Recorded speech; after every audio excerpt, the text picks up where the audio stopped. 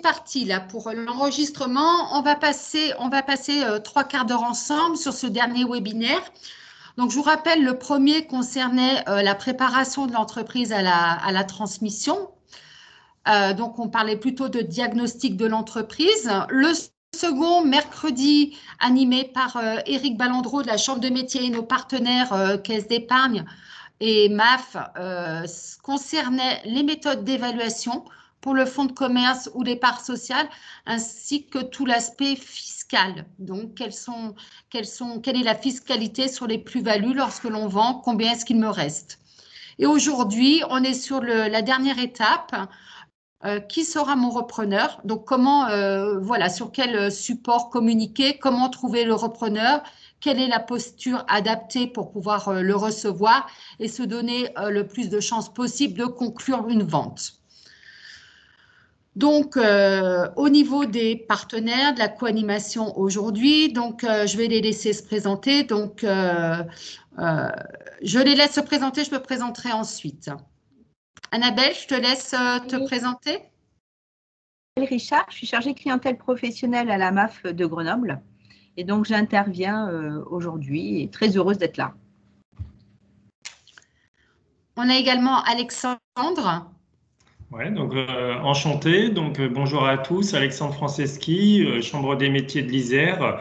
Moi, j'interviens sur tout ce qui est l'accompagnement des repreneurs et tout ce qui est accompagnement aussi aux aides au financement, voilà, sur la partie Nord-Isère. Donc, et moi-même, donc Laurence de Bernardi, donc je suis conseiller en transmission d'entreprise, aussi en création, mais actuellement bien centrée sur les problématiques de transmission. Donc, j'accompagne les cédants donc sur du rendez-vous conseil, du diagnostic entreprise et puis de l'évaluation de fonds ou de parts sociales. On va commencer, Annabelle va vous expliquer un petit peu sur quoi nous allons échanger aujourd'hui. Oui, donc au niveau du programme d'aujourd'hui, on va détecter vraiment qui est le cédant, voilà, toutes ces caractéristiques. Il y a un marché de la reprise d'entreprise, donc on va aller voir un petit peu en quoi ça consiste. Et puis essayer de voir qui est le repreneur idéal, donc quelles sont aussi ses caractéristiques. Et puis, il y a plusieurs cas de figure qui peuvent également se poser. C'est que ça peut être un membre de votre famille à qui vous allez transmettre ou un salarié. Et puis, ça peut être carrément un repreneur qui vient totalement de l'extérieur. Donc, pour ceci, ensuite, comment je vais communiquer sur mon projet? C'est vraiment ce qui est un point très, très important qu'on verra. La transentreprise. Et puis, quand j'ai eu le contact, comment je vais me préparer pour l'entrevue, pour la rencontre. Et puis, des fois, on peut traverser des périodes avec des questions, des doutes. Et puis, finalement, on avance. Et qu'est-ce qui va se passer quand vous aurez pris la décision et quand on sera à dépasser l'acte de vente? Donc, que ferez-vous après la vente? Voilà. À toi, Laurence. Donc, un petit panorama là sur le marché de la cession, de la transmission d'entreprise. Au niveau des motivations, des motifs de transmission, essentiellement, on est sur du départ en retraite. Donc, on a 42% des personnes qui souhaitent vendre, c'est pour un motif de liquidation retraite dans les années qui suivent. Alors attention, parfois ils viennent un petit peu tard vers nous. Donc je redis ce que j'ai déjà dit sur les webinaires précédents. Donc on anticipe, même si on est 10 ans avant la date de liquidation de retraite, on peut commencer à se poser toutes ces questions pour préparer l'entreprise. On a des personnes également qui souhaitent changer d'activité. Elles représentent 20% des cédants. Donc là, ça peut être pour différents motifs. C'est d'autres projets professionnels.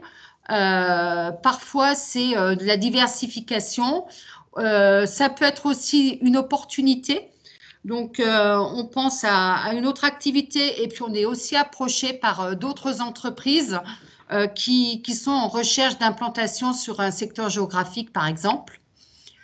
Alors, les raisons beaucoup plus tristes, c'est pour des raisons de santé ou le décès du dirigeant d'entreprise qui représente 8% des fonds à reprendre. Le changement de région, Là, c'est beaucoup d'entreprises, souvent, lorsqu'on a, par exemple, des jeunes femmes dans les métiers du service qui vont subir la mutation du conjoint, par exemple. Donc là, on a pas mal de petits fonds, c'est de la coiffure, souvent de l'esthétique, des petits commerces où le conjoint étant muté, où il y a un rapprochement familial, et puis on vend son affaire, et souvent pour en recréer une autre ailleurs. Et puis après, il y a d'autres raisons familiales ou personnelles, hein, des événements de la vie, des naissances, voilà, des choses qui peuvent amener aussi à avoir envie de vendre. Au niveau, si on fait une répartition par tranche d'âge, hein, les moins de 40 ans, donc les jeunes, ils représentent à peu près 15% des personnes souhaitant vendre. Et puis on voit on a plus de la moitié, hein, on a à peu près 65% de 50 ans, hein, qui sont déjà dans cette démarche de transmission d'entreprise.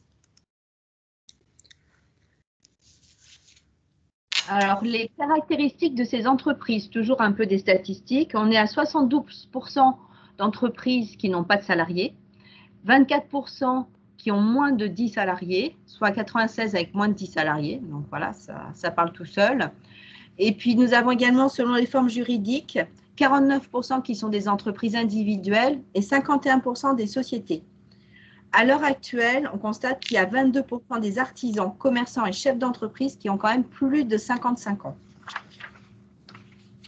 Voilà, donc on peut retenir moitié-moitié, entreprises en nom propre, entreprises individuelles qui représentent une grande partie des entreprises vraiment artisanales, et puis l'autre moitié, ce sont des sociétés.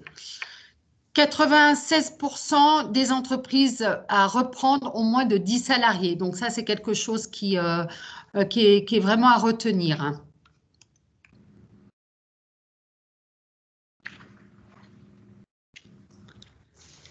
Donc après, pour rester dans les chiffres au niveau national, au niveau de la partie repreneur, hein, c'est à peu près 68 000, voilà, 68 000, 70 000 transmissions chaque année. Au niveau des origines, un peu des profils repreneurs, on voit qu'il y a un tiers, quand même 30% qui viennent en interne, hein. Ça veut dire que c'est soit dans l'entourage familial déjà présent dans l'entreprise, soit du personnel salarié qui reprend, hein. Donc voilà, c'est le premier gros vivier pour trouver son repreneur, c'est dans son effectif. En plus, c'est des profils qui présentent beaucoup d'avantages au niveau de la recherche au financement et tout. C'est quand même plus facile quand la personne est déjà dans la boîte. Ensuite, il y a 45%, effectivement, c'est un repreneur externe, soit de la croissance externe, donc une entreprise qui existe déjà et qui souhaite se développer, soit par des gens qui veulent se lancer dans l'aventure entrepreneuriale. Et malheureusement, 25% qui ne trouvent pas, eux, de repreneurs, faute des fois de temps, parce qu'on s'est pris un petit peu dans les émissions et on n'a pas eu le temps suffisamment pour rechercher le bon repreneur par rapport à un départ à la retraite, par exemple. Donc voilà, donc à retenir que voilà, un tiers sont souvent des repreneurs déjà présents dans la boîte. Voilà. Donc après, dans les profils un petit peu repreneurs,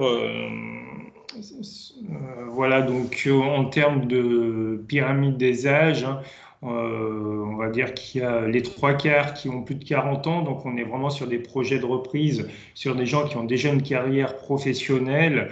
Et voilà, c'est une suite logique souvent par rapport à un parcours ou des cadres haut placés en finance, marketing, qui souhaitent, voilà, qui ont été souvent dans des métiers de conseil autour des chefs d'entreprise et qui souhaitent également se lancer dans l'aventure, hein, ce qui explique pourquoi on est plutôt sur des profils, voilà, avec l'expérience pro. Souvent, c'est des projets effectivement où les personnes sont déjà salariées. Ça veut dire que voilà, je suis encore salarié, je suis encore en poste, mais j'ai un projet de me lancer. contrairement à la création, c'est plus des gens qui sont voilà, inscrits au Pôle emploi. Voilà, c'est pas les mêmes profils. Un repreneur, créateur, hein, c'est des profils entre guillemets un peu plus matures économiquement, professionnellement, qu'on va retrouver sur la reprise. Voilà, donc leur situation ben, dans les grandes villes, ouais, ça dépend un petit peu. Sur le Nord-Isère, pas trop. En grand nombre, voilà, ils recherchent plus de 10 salariés, avec la plupart un comportement de 5. Donc nous, c'est quelque chose qui va être important sur les profils repreneurs, effectivement, des entreprises jusqu'à 5 salariés. Généralement, sur le profil repreneur, on va chercher des gens qui sont du métier. Au-delà de 5 salariés, on peut s'ouvrir aussi à des profils qui sont en reconversion pro, qui ont eu des profils gestion financière, développement commercial. Mais effectivement, nous, dans les gens qui nous contactent niveau chambre des métiers, souvent ils sont là pour chercher des petites structures et c'est un peu plus rare là les gens qui cherchent des gros effectifs. Je peux peut-être rajouter, donc Ouais. on a cette source est issue de BPI France de 2019. Donc effectivement, on avait beaucoup de repreneurs qui sont sur des carrières professionnelles dans les grandes villes, hein. C'est Paris, la région parisienne, Lyon, c'est souvent le cas. Et puis nous, nos fonds, les petits fonds qui sont les plus difficiles à reprendre, ils se situent en zone rurale. Alors, on peut peut-être imaginer 2020 avec ces contraintes liées à la Covid-19 et puis à la souffrance hein, que ça a pu générer chez les personnes qui habitent en appartement, en ville, etc. On verra peut-être par la suite que le fait d'être en zone rurale peut peut-être devenir attractif hein, pour ces personnes qui ont l'habitude de faire, on va dire, en gros, métro, boulot, dodo, avec un contexte qui est celui actuellement très anxiogène. Et puis la recherche de vivre autre chose, de donner du sens à son projet professionnel, se mettre un petit peu au vert, c'est peut-être quelque chose qui nous apportera davantage de profils repreneurs.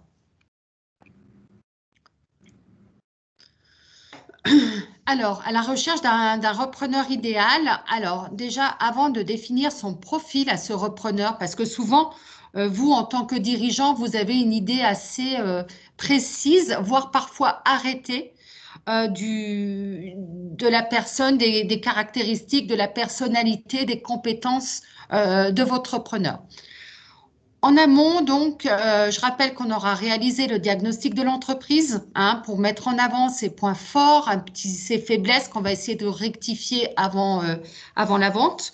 On aura estimé la fourchette de prix, alors du fonds de commerce ou des parts sociales ou des actions, hein, selon que l'on est une entreprise individuelle ou une société. Et puis, vous avez, Cédant, encore un projet à travailler, c'est le après la vente. Donc, quel sera votre projet? Alors, professionnel, si vous avez encore quelques années nécessaires en activité hein, pour pouvoir valider des trimestres retraite, par exemple. Ou alors, si c'est pour un motif de départ en retraite, il faut quand même travailler votre projet futur. Quelle est la vie que vous souhaitez mener lorsque vous aurez cédé votre entreprise, hein, puisque vous avez beaucoup, beaucoup travaillé, c'est votre bébé et il faut que vous puissiez vous projeter.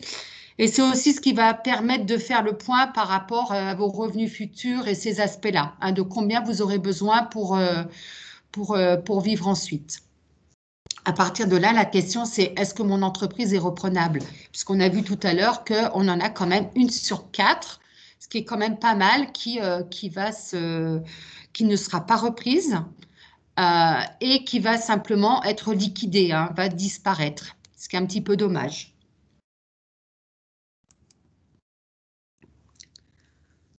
Donc, je transmets à un membre de ma famille.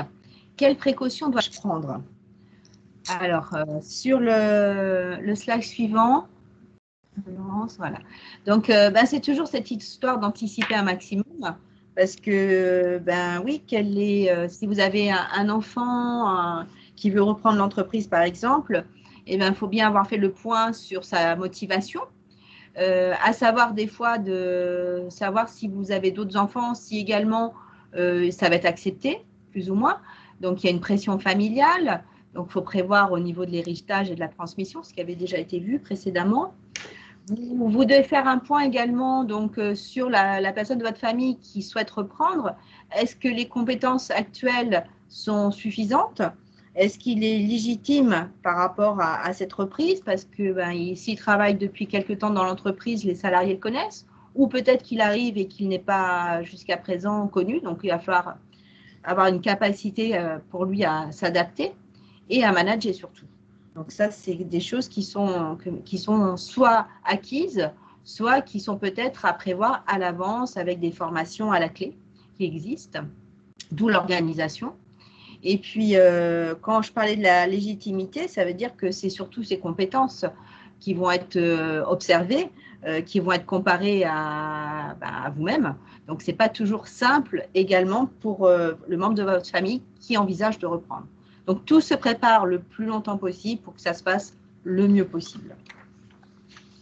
Alors, pour compléter, Annabelle, ce que tu dis, donc nous, ça c'est un cas qu'on rencontre assez souvent au niveau de la chambre de métier, donc dans les petites entreprises artisanales où l'un des enfants, voire plusieurs enfants travaillent. Donc, il est prévu pendant une certaine durée que c'est l'enfant qui va reprendre. Et puis, au dernier moment, la pression sur le fils ou la fille est tellement forte qu'il y a un petit retour en arrière et on a une grande déception en tant que chef d'entreprise. C'est très, très douloureux. Tout d'un coup, d'avoir imaginé pendant 10 ans que le fiston allait reprendre et au dernier moment, ça ne va pas se faire. Donc, posez-vous aussi cette question. Alors, dans certains cas, finalement, on s'est rendu compte que ce serait pas plus mal. Ce serait pas plus mal parce que lorsque c'est un des enfants qui reprend l'entreprise, on sait tous que l'entreprise passe vraiment par des périodes de haut, de bas, des difficultés, ça va mieux, mais on a quand même des grandes périodes de soucis. Eh bien, dites-vous aussi que si finalement votre enfant ne reprend pas, ça vous allégera aussi, vous, dans le futur, la charge mentale. Vous serez moins sous pression, moins en souci pour vos enfants, hein. On sait à quel point on peut se faire du souci lorsque nos proches rencontrent des difficultés. Donc, quand c'est un enfant et qu'il est à fond dans le projet, tant mieux. Si vous sentez qu'il commence à y avoir des freins, voilà, essayez d'en discuter et puis anticipons une reprise par un membre extérieur ou par un salarié. Voilà, il faut pas voir ça vraiment de manière trop négative. On peut transmettre donc à un salarié, à un de ses enfants, mais on peut aussi transmettre à un de ses salariés. Annabelle, oui. Est-ce qu'on a des préconisations à faire pour préparer l'entreprise à sa transmission à l'un des salariés ou à plusieurs d'ailleurs? Il y a tout à fait, déjà il y a la communication, c'est-à-dire que une personne peut ne pas du tout avoir, semble-t-il, le profil pour, parce que vous pensez que c'est quelqu'un qui se trouve très très bien dans son poste de salarié et qui en fait a des aspirations ou un conjoint qui le pousse peut-être à se mettre à son compte. Donc, il faut vraiment ouvrir un maximum la discussion, ne pas avoir d'a priori sur les salariés qui ont plus ou moins le profil.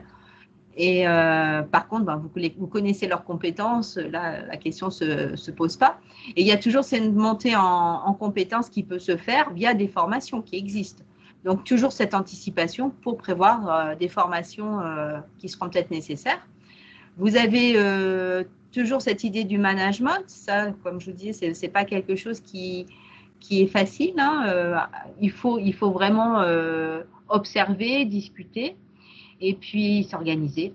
La formation envisagée dont je parlais, ça peut être des formations via en tant que salarié, on a des droits, donc faut essayer peut-être d'aller voir ça. Et ça s'anticipe 10 ans avant, en effet. Moi, je trouve que c'est justifié de se dire est-ce que quelqu'un aurait cette capacité et cette envie plus tard? La posture à adopter, c'est la posture de l'ouverture, de pouvoir ne pas projeter sur l'autre, c'est également sur le salarié ses besoins. écouter ses motivations et ses besoins et voir si ça peut faire l'affaire. Et pour dire, on est unique. Donc, le salarié, le repreneur ne sera pas la même personne que vous, c'est certain. Donc, il faut voir également les différences, si ça passe ou pas. Voilà, Laurence. Donc, moi, il y a aussi un côté là qui est important un côté qui est important à anticiper, c'est que parfois le salarié à l'instant T n'est pas repreneur. Mais il faut savoir aussi se donner du temps. Et se pose le problème de la confidentialité. Dites-vous quand même que si vous allez liquider votre retraite dans les 2, 3, 5 ans, les salariés, lorsque vous en avez, commencent à se poser cette question. Forcément, ils se projettent et se posent la question, mais un jour, le patron, il va s'arrêter. Et qu'est-ce qu'on va devenir? Donc, autant jouer peut-être la transparence et puis en fonction de votre équipe, commencer à évoquer le sujet pour qu'ils puissent, eux, éventuellement prendre le temps de se positionner, de se préparer. Et puis, il y a peut-être des transformations au niveau de l'entreprise à faire, peut-être un passage en société pour faire entrer certains salariés dans le capital en vue d'une transmission future. Voilà, il peut y avoir des petites choses comme ça à faire. On l'a vu souvent, nous, en coiffure, en salon de coiffure, où la cédante nous dit « Non, non, moi, mes salariés ne veulent pas ». Et puis, au dernier moment, eh ben, on a eu des retournements de situation où la salariée, finalement, elle se lance. Elle se lance parce qu'on lui a laissé un peu de temps. On a commencé, la dirigeante a commencé à lui expliquer un petit peu, ben voilà, la gestion, ben il y a un petit peu de travail, mais c'est pas si lourd que ça. Je vais te montrer comment je fais mes approvisionnements, puis tiens, le logiciel, comment ça se passe. Petit à petit, votre salarié va monter à la fois en compétences, mais aussi va développer de la confiance en soi et peut finalement, sur des petites entreprises, se lancer. Donc, ça peut être très, très surprenant. Ce n'est pas toujours ce qu'on imagine au départ. On fait juste un petit aparté concernant la transmission, puisqu'on a parlé de transmettre à un enfant, transmettre à un salarié. Dites-vous qu'il y a des avantages fiscaux. Alors, ce n'est pas l'objet, hein, la fiscalité sur ce webinaire, mais lorsqu'on transmet à un enfant, on va dire c'est des relations gagnant-gagnant. On va avoir des exonérations sur les plus-values. Il y a des abattements, par exemple, sur les droits d'enregistrement pour les enfants jusqu'à 300 000 euros. Donc voilà, il y a pas mal d'avantages à transmettre. Et là, quand je parle de cession à titre onéreux, je parle bien de vente, hein. Je vends à un enfant, je vends à un salarié. Donc, hormis les autres exonérations, on en a des supplémentaires quand c'est dans le cadre de la famille. Côté donation, parce qu'effectivement, on peut aussi vouloir donner à ses enfants. Donc là, attention, hein, on voit son notaire, on voit un ingénieur patrimonial, on fait bien un bilan par rapport à tout ça, puisqu'on ne peut pas tout à fait faire ce qu'on veut. On a beau être propriétaire de son fonds. Si je fais une donation de mon fonds à un enfant, qui peut-être même est salarié de l'entreprise, je ne vais pas pouvoir léser les autres. Donc, il y a vraiment un audit patrimonial à faire pour voir un petit peu quelle est la part réservataire et comment est-ce qu'on va pouvoir, quelle donation on va pouvoir faire aux autres frères et sœurs, en fait. Donc, et puis un autre aspect également auquel il faudra faire très attention lorsqu'on vend ou qu'on donne à un membre de la famille, c'est souvent on peut être tenté de sous-valoriser le fonds, hein, parce qu'on ne veut pas que le fiston paye trop cher si on est obligé de lui vendre le fonds. Donc, on fait très, très attention à tout ça. Il faut bien argumenter les méthodes de valorisation pour ne pas risquer de redressement. Voilà. Et puis la dernière, si on est dans le cadre familial, on a le pacte du Dutreil, soit pour je transmets un fonds, soit pour mes parts sociales. Alors lui qui va alors il devient très intéressant sur des valeurs un petit peu importantes, hein, puisqu'on va avoir un abattement de 75%. Par contre, c'est un montage un petit peu compliqué. puisqu'il y a une période de conservation, enfin il y a une période de gestion en collectif, ensuite pendant 2 ans, ensuite là, une conservation. Donc ça, c'est aussi faire appel à des professionnels de l'ingénierie patrimoniale et de la fiscalité pour monter ce genre de pacte. On part à l'extérieur, chercher notre preneur. Donc, la chose est sûre, c'est que arrêtez de chercher votre clone. Hein. Si c'est un conseil qu'on peut vous donner, on a trop tendance à chercher quelqu'un qui nous ressemble, avec une même histoire, avec les mêmes compétences, parce qu'on a plein d'a priori, de préjugés, souvent sur les premières personnes qu'on va vous envoyer.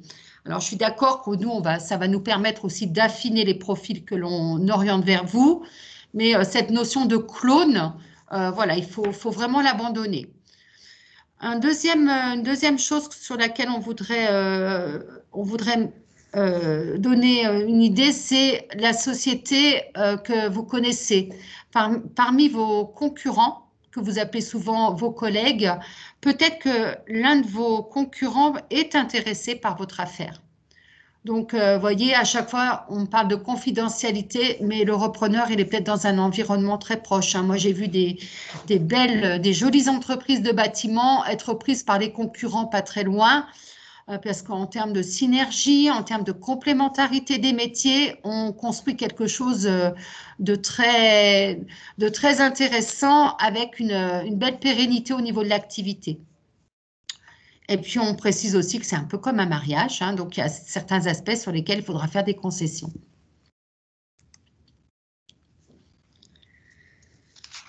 Alors, si on est en amont et qu'on veut, dans un premier temps, de la confidentialité, nous, on a le site Transentreprise sur lequel on publie nos annonces. Chambre de métier, chambre de commerce, certains mandataires également qui sont abonnés sur cette base. Donc, on va retrouver toutes les annonces sur la France, quasiment toute la France. Ensuite, on a un autre accompagnement possible auprès du CERA. Le CERA, c'est une association où des repreneurs et des cédants peuvent se rencontrer. Et puis, on a également un site Session PME sur lequel vont communiquer les mandataires, hein, les agences spécialisées dans les ventes de fonds de commerce.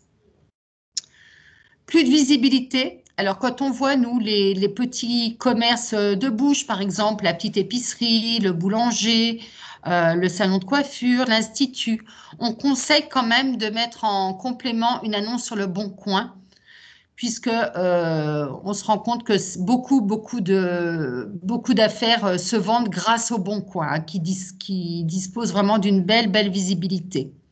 On peut mettre des annonces dans la presse. Après, il faut voir le coût, hein, par rapport au nombre de contacts. Vous pouvez vous rapprocher aussi des centres de formation d'apprentis et des écoles.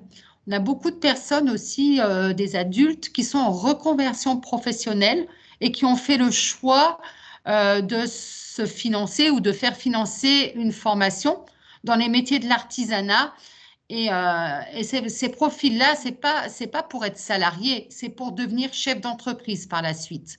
Donc, ça peut être intéressant d'utiliser les tableaux d'affichage de ces maisons familiales et rurales, de ces centres de formation d'apprentis. On a également les fournisseurs qui jouent bien le jeu de la diffusion de cette information.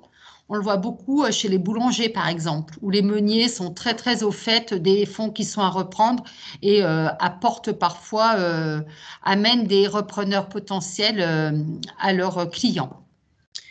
Et pour finir, on a également les organisations professionnelles ou les syndicats professionnels qui parfois, soit sur leur site internet, soit à travers leur newsletter, voilà, vont aussi accompagner à la vente, à la transmission, et peuvent publier des annonces.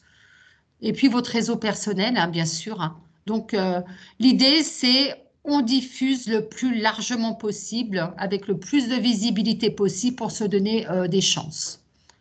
Si c'est dans l'urgence, hein, si on vient nous voir et qu'il faut vendre dans les 6 mois, nous, on va vous dire, mais il faut mettre les annonces vraiment partout. Il faut communiquer à fond. On ne peut pas parler de confidentialité s'il y a une urgence.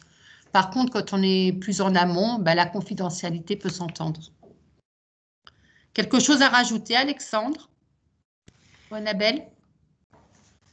Non, là, tu as bien balayé l'ensemble voilà, des principales pistes hein, pour se faire connaître auprès des potentiels repreneurs. Hein. Et effectivement, comme tu dis, la confidentialité, on va la mettre en place quand on a du temps et puis progressivement, quand on va se rapprocher de la date limite pour vous, on sera un petit peu moins confidentiel sur les derniers moments si on n'a pas encore identifié de repreneur.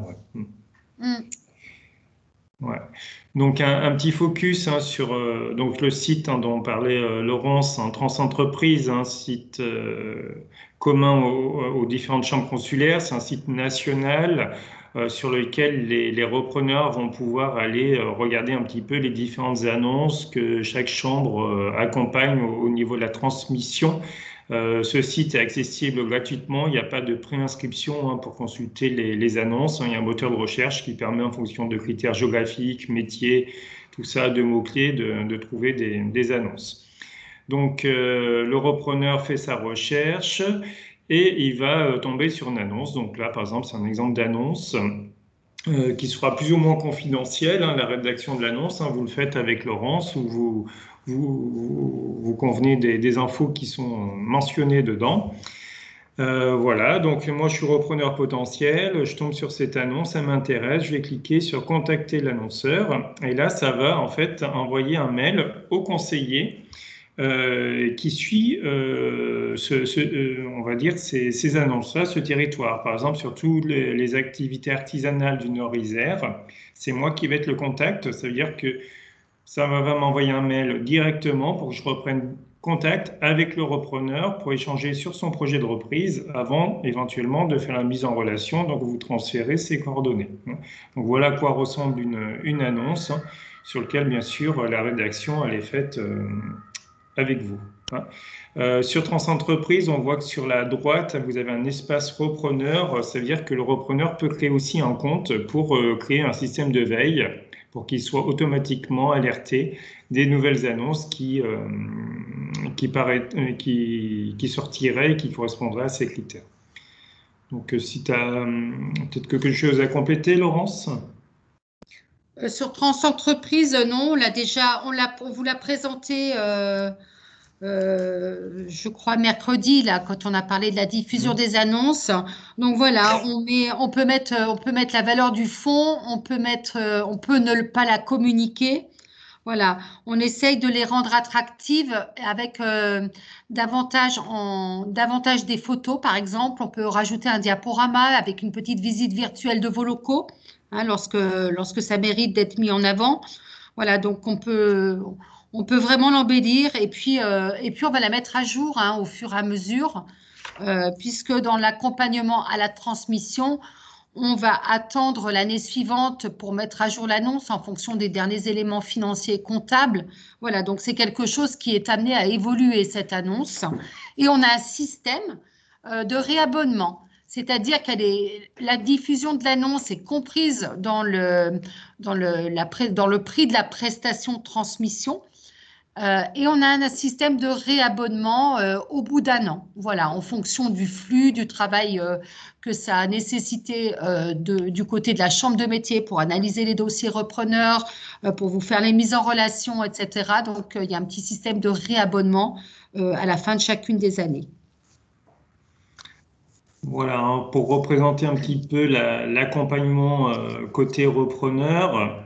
Donc là, on était sur Transentreprise, il a cliqué sur l'annonce comme quoi il était intéressé. Donc ça va générer un mail qui m'a envoyé. Donc là, on est sur le premier contact filtre, où là, je vais reprendre contact avec lui par rendez-vous téléphonique ou rendez-vous physique pour faire le point sur son projet de reprise, voir un peu où il en est, le côté mature, tout ça.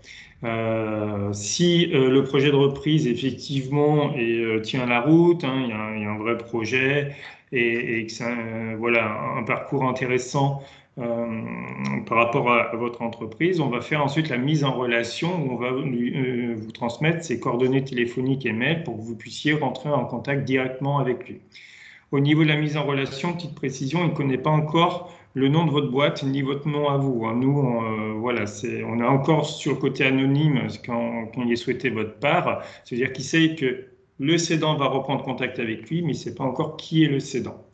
Cet aspect filtre, il est important, ça vous permet voilà, d'éviter un petit peu le phénomène de curiosité.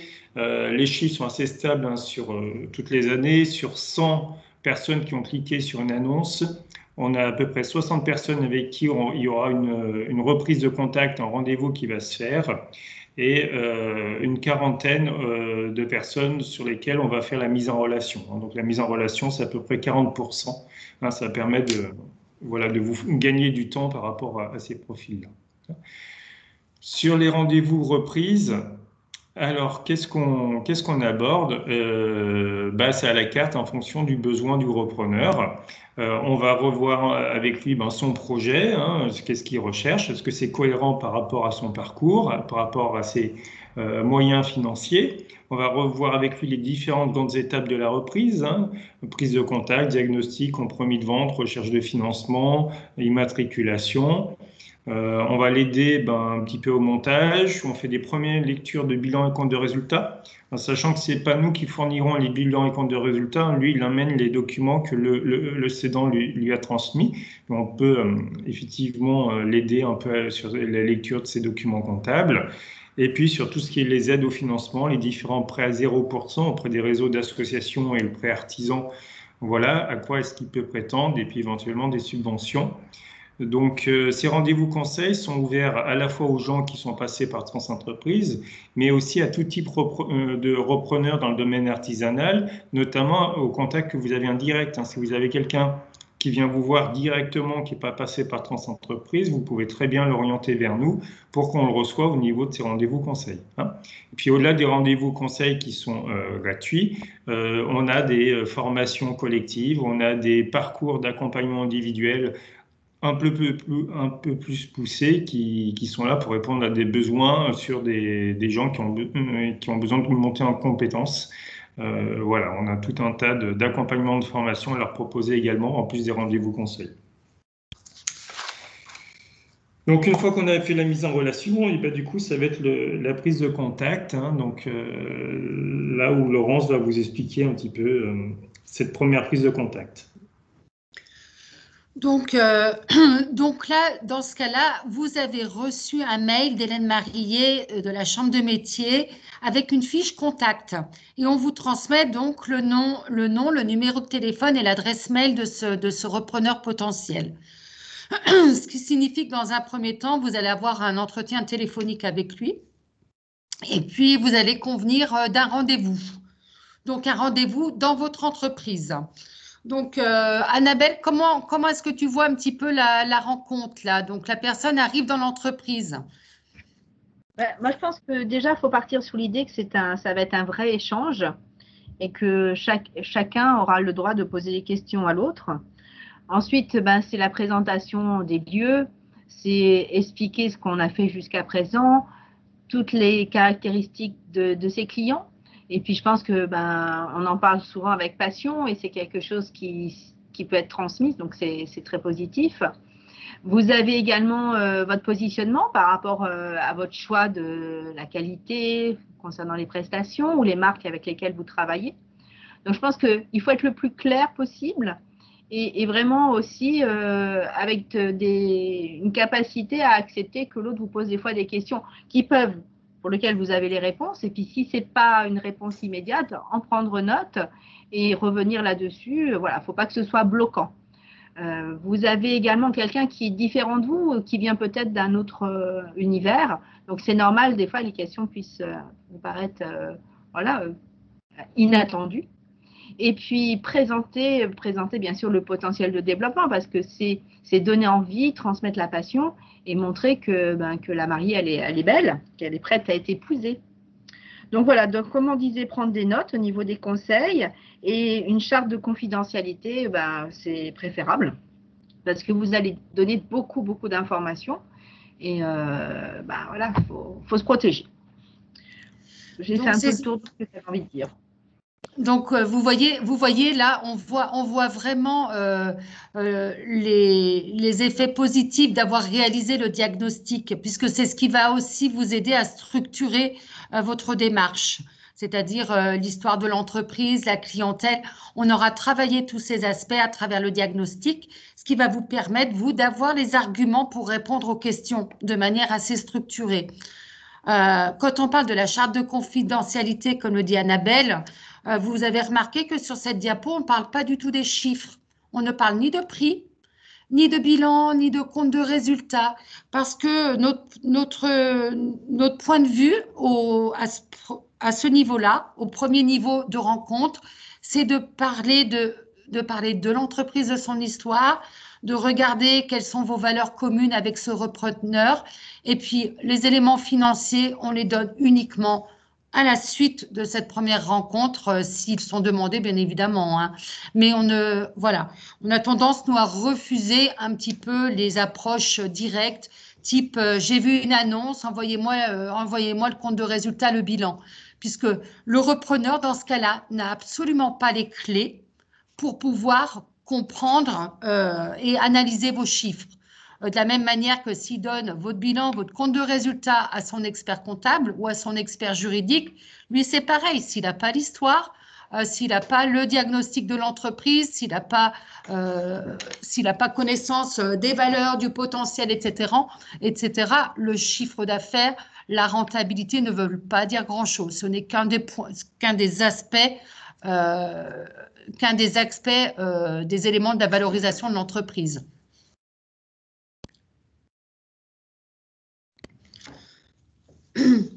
Alors, si vous avez le sentiment que ce premier contact s'est bien passé, nous, on apprécie vraiment d'en être informé.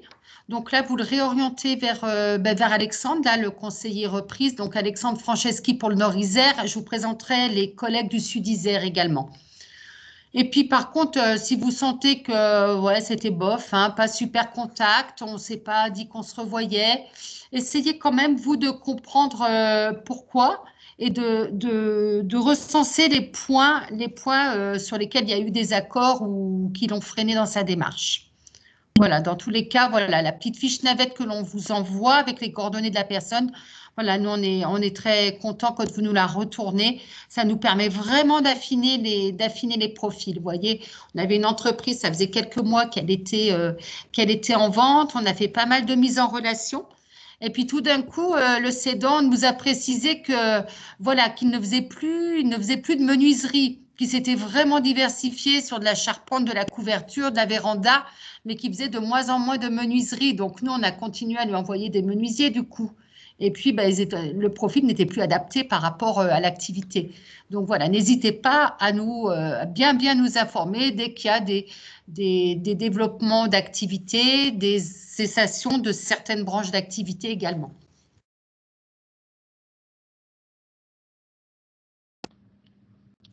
Alors parfois, vous pouvez avoir plein de doutes.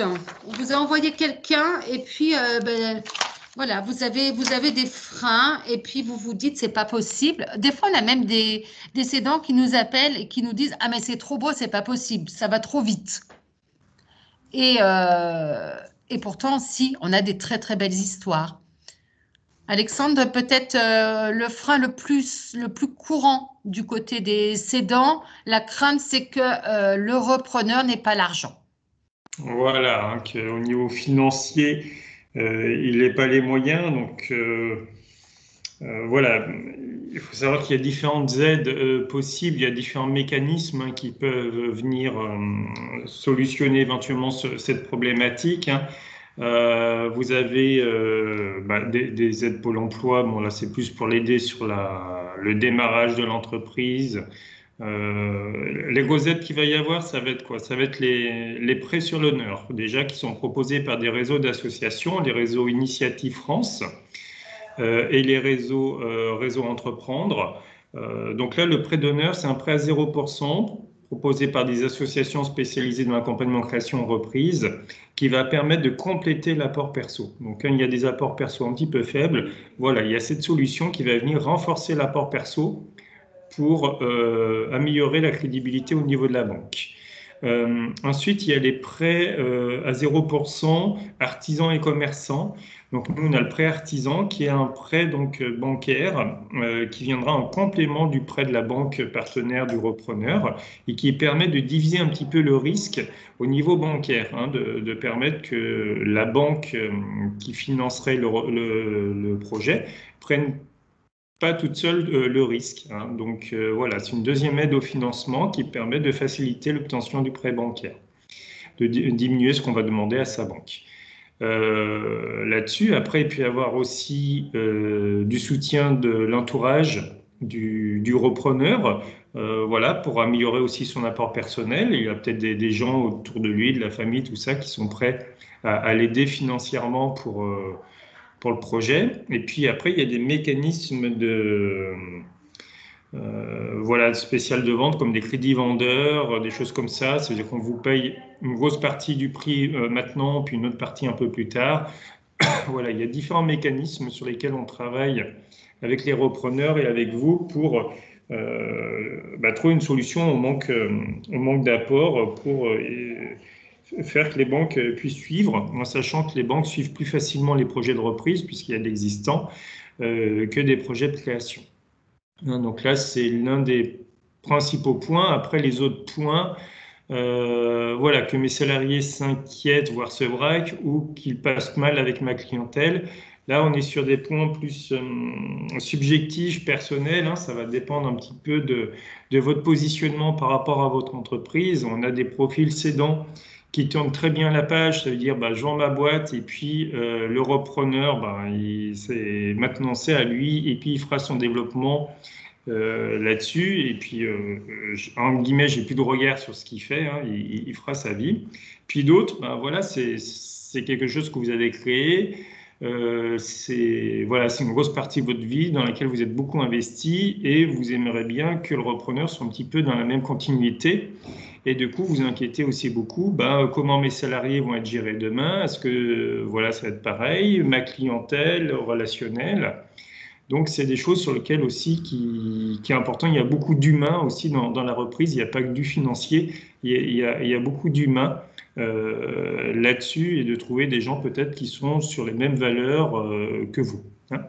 Laurence, peut-être par rapport à tes retours, toi, de cédants, par rapport à leur vécu sur ces parties-là.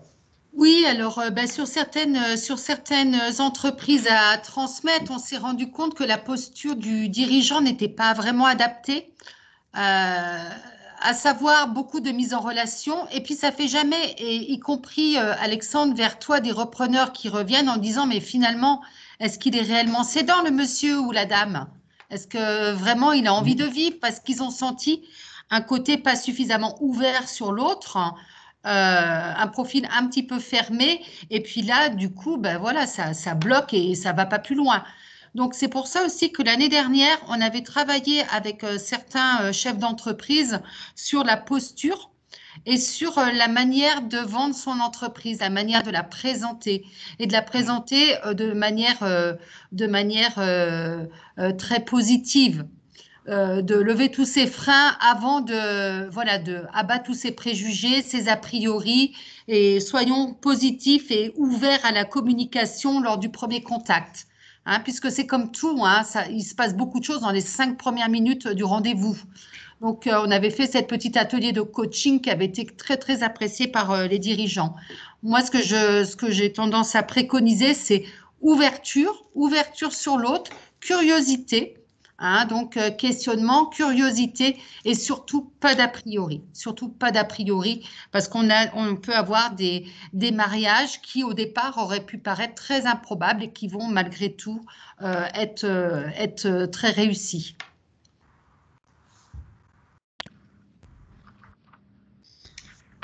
Ouais, donc qu'est-ce que recherche un repreneur? Voilà, pourquoi est-ce qu'il part plutôt sur une reprise qu'une création? C'est souvent pour partir de l'existant, d'un fichier client, de quelque chose qui est déjà connu, qui a une notoriété. S'appuyer aussi sur un effectif, des salariés en place, autonomes.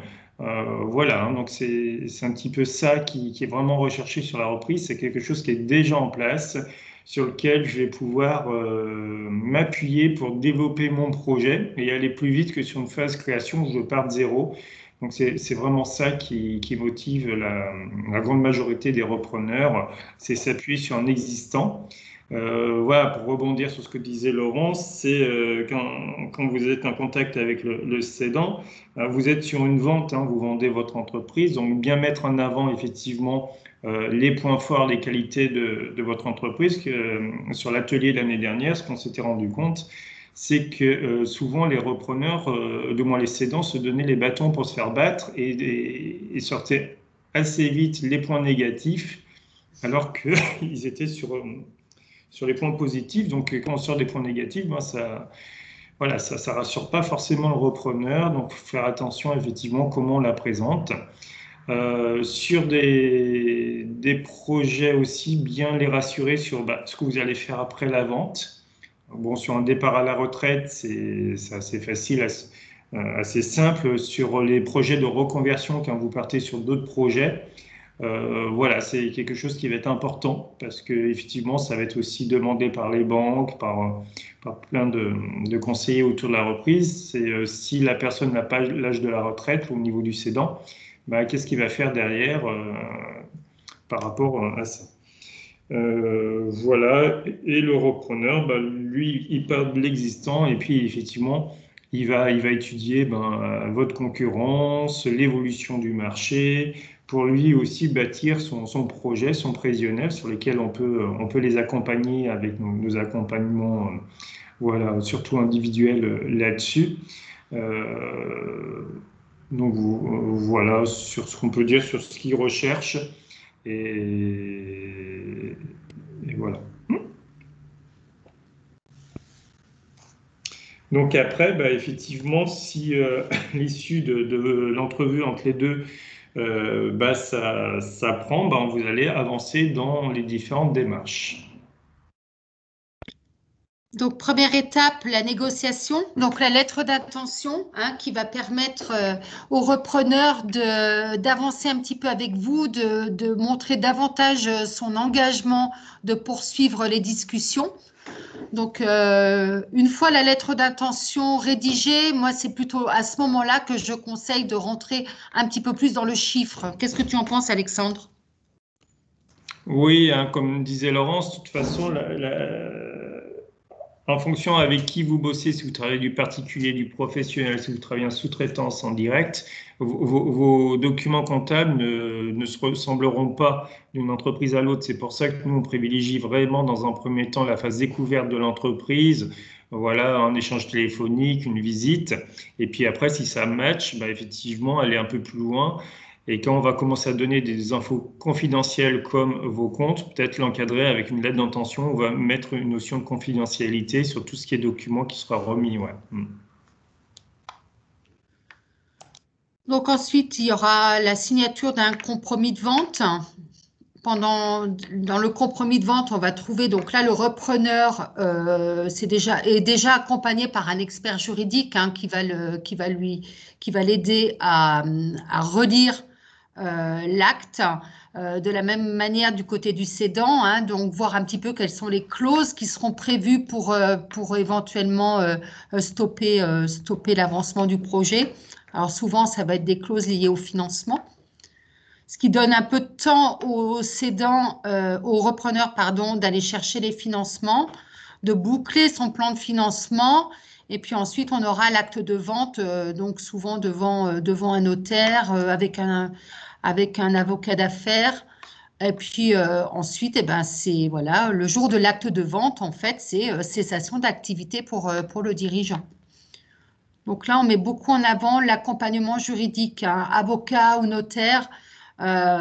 Essayez d'éviter d'avoir le même que le repreneur. Vous, en tant que cédant, chacun son conseil, ce sera quand même plus judicieux.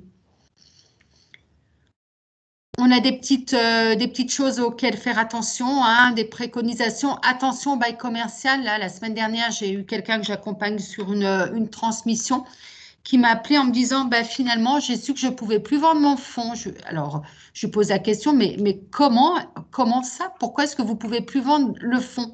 Mais parce que cette personne, sans le savoir et sans nous le dire, donc a résilié son bail commercial, a donné sa dédite.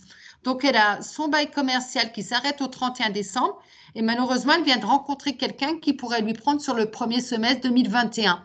Sauf que ben, ça sera trop tard, hein. Elle s'est rapprochée des bailleurs et puis ça ne pourra pas le faire parce que le bailleur a décidé, comme c'était un bail commercial qui était très ancien avec un tout petit loyer, donc là on va multiplier par 2 ou par 3 le loyer, donc l'affaire devient beaucoup moins attractive. Donc ça va être une cessation d'activité pure et simple, la dame eh ben, elle va garder son matériel et puis voilà, et là c'est vraiment vraiment dommage.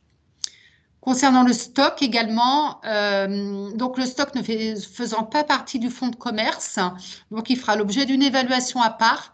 Et puis, il y aura également besoin, certainement à la demande du repreneur, de faire un inventaire le plus près possible de la date de signature de l'acte de vente, donc souvent la veille ou dans les 2 jours avant, hein, puisque ce stock, eh ben, il va être financé et ben, on va vérifier quand même que tout ce qui était prévu fait bien partie de la réalité, quoi, et bien réel. Et puis éventuellement, si nécessaire, il faudra au moment de l'acte de vente ou dans les 2 mois prévoir sous quelle forme va se faire l'accompagnement du repreneur. Donc vous pouvez très bien l'accompagner avec une convention qui n'est pas forcément rémunérée d'ailleurs. Ça peut être aussi un petit contrat de travail. Après, tout dépend des modalités de transmission. Voilà un petit peu en gros les différentes étapes. Donc voilà, on est bien sur quelque chose sur 3-4 mois là, hein, entre la lettre d'intention, recherche de financement, le compromis, l'acte de vente, hein, puisqu'il peut y avoir, par exemple, on vend un fonds de commerce, il y a un local, on peut avoir une préemption de la mairie, par exemple. Là, il y a des petites formalités quand même à faire pendant cette période. Pour conclure, on a souvent le dirigeant, une fois que c'est fait, qui a un petit coup de blues là, puis qui se dit, ben mince, finalement j'aurais peut-être pu vendre plus cher. Ça c'est humain, et on a souvent ce sentiment. Mais côté repreneur, dites-vous que c'est la même chose, que lui il va se dire, j'aurais dû négocier davantage. Hein, donc ça c'est une fois que l'acte de vente est signé, donc il y a toujours ce petit côté là, ce petit sentiment que on aurait pu faire légèrement autrement. Donc voilà.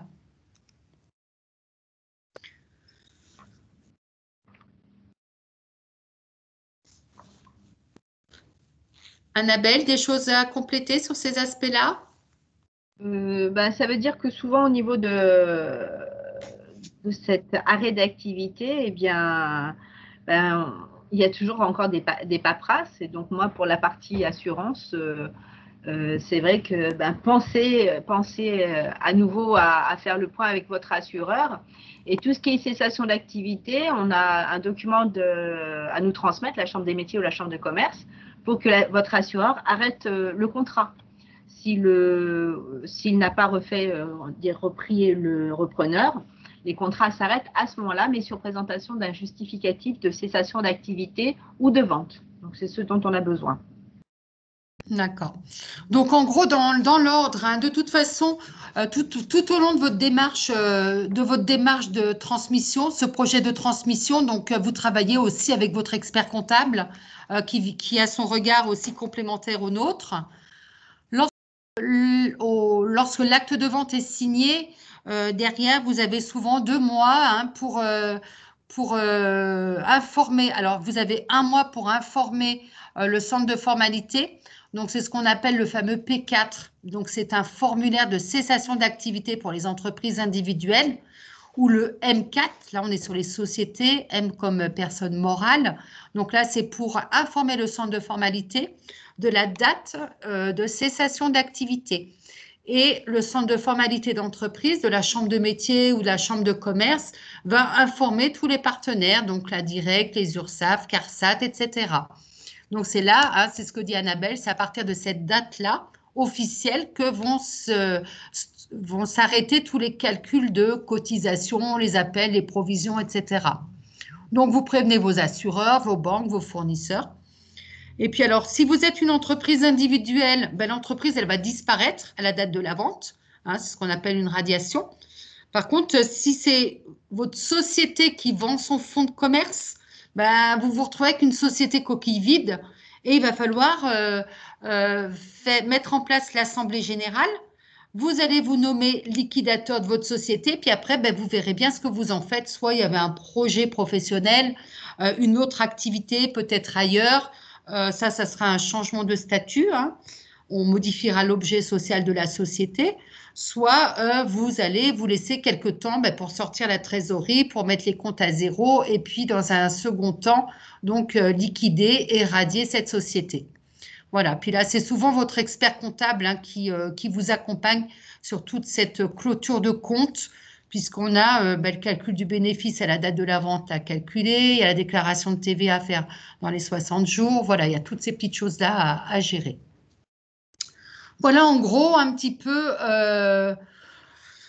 on a à peu près terminé sur la reprise d'entreprise. Je vous rappelle que sur le Nord-Isère, donc Alexandre Franceschi, conseiller en reprise d'entreprise, qui co-animait avec nous sur toute la partie donc qui va, ben, on va dire, des frontières de l'Ain, on va jusque Pont de Beauvoisin à peu près, Pont de Beauvoisin, Rive, et puis le sud roussillonnais, hein, la côte Saint-André, c'est aussi côté Nord-Isère. Donc moi-même, Laurence de Bernardi sur la partie Nord-Isère.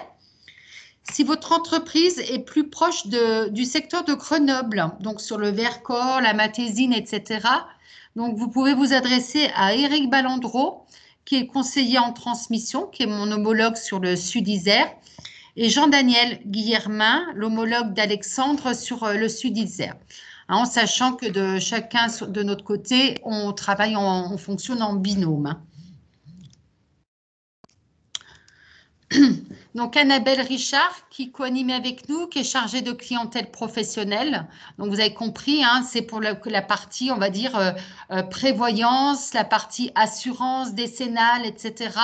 Faire un petit point aussi sur vos assurances avant de vendre, hein, pour voir qu'est-ce qui est accessible ou qui ne l'est pas. La Caisse d'épargne qui est avec nous par la pensée, qui n'a pas pu être présente ce matin.